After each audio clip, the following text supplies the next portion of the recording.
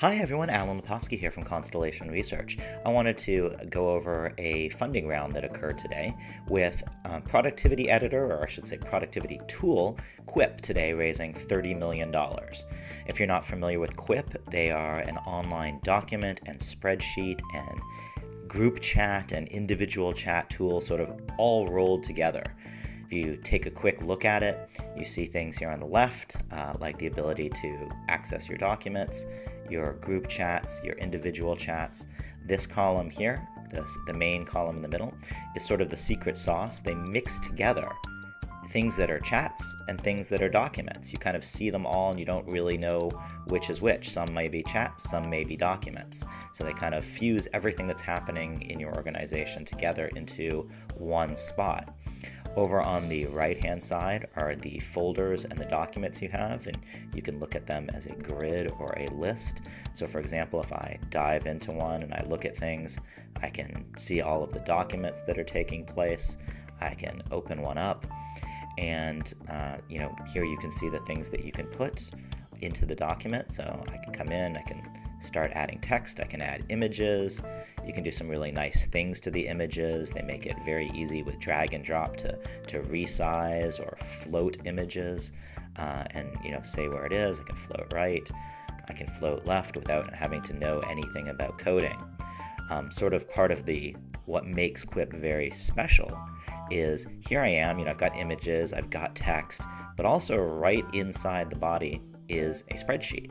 So you don't have to think of documents as separate from spreadsheets. I can come in here, and I can start adding cells and columns and rows and all sorts of things directly on this page. So they're sort of breaking down the definition of what's a document, what's a spreadsheet. Instead, it's just all there. It's just one page.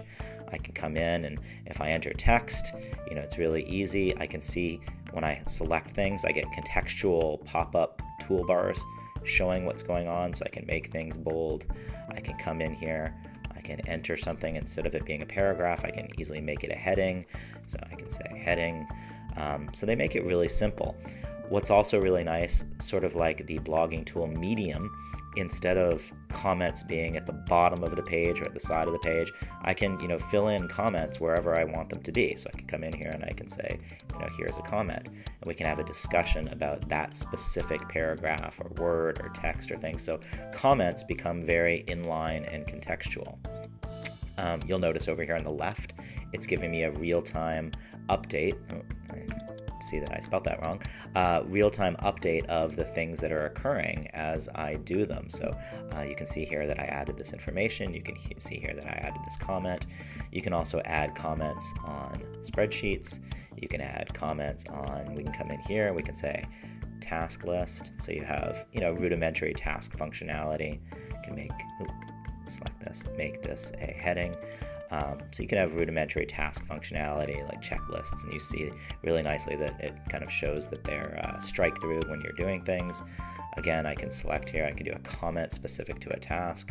We need more money, for this task or something like that. So anyway, really interesting. There's share options. You can pin them so that these are main things that you look at, etc.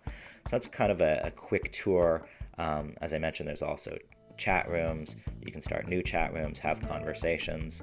The chat rooms have integrations, things like that. You can come in and add things that will pump things into this activity stream. So they've done a really good job. I first took notice of Quip about a year ago to this date. So I said, what I like about Quip is that it combines documents and spreadsheets. I think I get into a little more detail about that here. Yeah, blurring the lines between documents and spreadsheets, allowing you to create these single compact documents. At the time I mentioned that, this isn't about creating an online spreadsheet. It's not about trying to kill Excel or kill Office 365 or Google Docs. It's about kind of changing the barriers or breaking down the barriers between what a document, a spreadsheet, maybe one day a presentation is. It's more about creating single objects and having conversations and sharing them in chats right around the information that you're creating.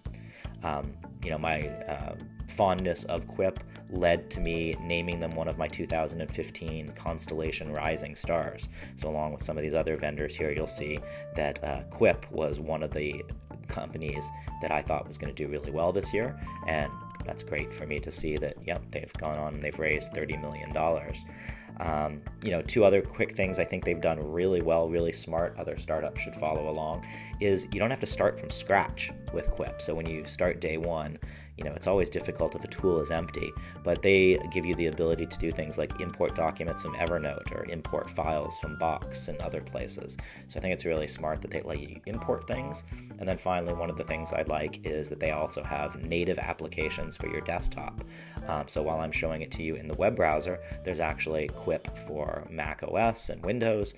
You can use Quip on your phones and tablets, etc. So that's a quick overview of productivity platform Quip raising $30 million, and it's an online document, spreadsheet, chat tool, and I hope it's useful to your organization.